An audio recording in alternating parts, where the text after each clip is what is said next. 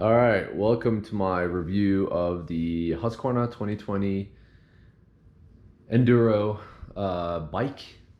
Um, I wanted to talk to you about it real quick to help out the community out there. You know, if you determine to get a Husqvarna or a KTM 690, and what the pros and cons of it are, maybe compared to other bikes. Okay, so I've had a total of three bikes. I've had a KTM 950 2005, which I absolutely loved to death, but it became a little bit older and it was a little bit heavy in the sand and a lot of the awkward, difficult terrain that we have here in the Southwest United States. I currently live in El Paso, Texas, and we're in close vicinity to places like New Mexico, Arizona, even Colorado. So it can be a challenge, right? So to have a big heavy bike, and based upon my rider skill, I thought, you know what, let's go down and weight a little bit. So I dropped about, this bike I think comes in at about 300 and, sorry guys, between 320 and 340 pounds, and and that's, I think it's dry, and with all the modification as might have maybe 350 on this bike, wet weight included there with the fuel. So I went down in weight a lot. But regardless, so I got this bike from a local, a guy who had 600 miles on it. It was in pristine. It was a COVID purchase. Nothing, the only thing that he had done with it was to change out what was it, the clutch. Because there was a recall on that from Husqvarna.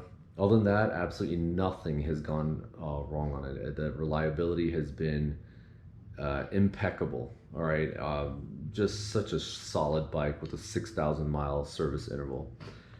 Great stuff. But yeah. But first of all, before I go into that, the off-road and road manners. Let's talk about the modifications I've done real quick. I have the in the bottom. Let's talk about the Black Dog Cycle Works. They got his skid guard, or their skid guard, skid plate. Fantastic skid plate. It's tough. It's got about it's a quarter-inch steel or aluminum. It is just solid, and I had it on my KTM 950 as well. Just the most solid American-made product that you can find on the market, in my opinion, for heavy-duty off-road riding. I added the Outback Motor Tech radiator guards right here, which really does protect the bike against any injury that might cause due to a fall or a high-speed crash against rocks or some sort like that. Because the radiator right here is really not protected by anything other than these covers right here. What else do I do? I have simply a nice NC, what is it? A luggage, restraint system. So, and then I have a Perun Moto luggage carrier there in the back. And I use the Moscow Moto 80s on this, and that has been really, really, really solid in this configuration, no doubt about it. I just added a 12 volt, trickle charge connector there too, in case the battery goes out. And then the crown of the jewel would be and obviously Cycler Pro Bend guards. They came with the bike, but the crown jewel would be the actual rally tower, which has been really, really, really solid. Now, I know a lot of you guys are probably wondering if you guys should invest in a rally tower. I was planning to do some rally roadbook racing in the area and places in Colorado, but I'm putting that on hold right now. But I got the tower to do that. But what I didn't know was the extra capability that it would add to your bike, right? So first of all, when you're on a dirt bike like this, you're taking all of the wind blast straight into your chest and straight into your even legs, right?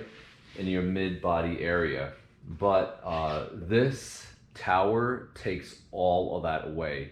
Buffeting doesn't exist, and I'm 5'10", and it even on the highway, it takes all of that away from your body, and it becomes a way more comfortable ride. In addition to that, what you have on this bike is, let me show you real quick. It's going to be Cyclops from Adventure Sports. They have really heavy duty lights that they LED lights that comes on the bike, and they are, let me tell you, they are super bright, and it's kind of hard to see right now, but they have been really good for driving in the dark or when there's you know, low visibility out there. So really good. In addition to that, let me show you real quick what I added here. I did add a ram ball mount right here that I had my phone on, so that was really good. I actually had my GPS back here from Garmin for a little while. I took off that mount, but what you also come with, what I added to is 4 different connectors, waterproof connectors for whatever I want to do. I added a USB connector, a cheap connector on USB connector there, directly tied into the battery with a fuse. And then also I did the same thing. I got a cigarette charger. No, correction, that's also a USB charger right there, a double one, directly from Amazon as well. So that's what I've done to the bike. I had rally pegs on there from KTM, but I took them off. And other than that, oh yeah, no, that's important. So what I did add a wings exhaust. And let me tell you, that wings exhaust comes with 3 different settings, high, medium, and low, and it really changed the sound of the bike. It made it way more louder. It made it more responsive for sure. The original exhaust is just ridiculously huge, and it's just so freaking heavy, and it's just so bulky, and I had to take it off. So okay, that concludes the introduction of the bike and also the modifications that I've done to it. All right, now let's talk into the road street manners of this bike. Okay, so it has a 701cc engine in there. It is obviously 6 gears. There's no quick shift on this one. It's got Brembo brakes, and then also, let me see, some Magura, you know, a shifter there, so which is really soft and smooth. All right, like there's just really phenomenal brakes. The WT Explorer suspension is really good on this bike as well. On the road, no issues there. It gives you a lot of adjustability, so that's been phenomenal. The gas tank is in the rear. The gas tank is in the rear over there, so it's a little bit different handling than what you might be used to, where the weight is more spread out on the bike, so it's not top heavy at all. It's more, but you can feel the slushing of the of the gases in the rear, so it's a little bit different, right? But it doesn't cause you any concern whatsoever. Now, I would say this though, it's a fairly light bike, so in regards to going high speed on off-road settings, or in an off-road setting, like, you know, you're going 70 miles and above with the Adventure Rals tires, in my opinion, it's like almost, it becomes somewhat unbearable. Now, the wind protection with the rally tower is great. However, this is not the bike you want to traverse the country on the highway. That is a freaking fact. However, where this bike really shines is, for instance, low speed or lower speed off-road, you know, going on, you know, the back discovery routes. I say that this bike is probably perfect, one of the better bikes for that kind of scenario. Now, also, if you are I would say if it's challenging for you to lift a 450 bike with fully geared up, then I don't think there's a better bike than this and this KTM 690 in order to take those KTM BDR routes. Okay, if you lie it over on the side, if you get stuck in sand, you will be able to pick it up way easier than a KTM 950 or KTM 990, a liter ADV bike, or even a KTM 890 Adventure. All right, you're gonna be able to do that, and so that's a really good thing. And as we become older, maybe in your 50s, 60s, there's even some guys in their 70s on the roads out there. I haven't seen that many 80 years olds on these bikes, but as you become older, you don't necessarily have as much strength. Some people do, some people don't. And for if you're a little bit more physically challenged, you might be injured in the past and stuff like that, this bike is perfect. I'm telling you, it's great for you. However, like I said, we know that like BDR routes requires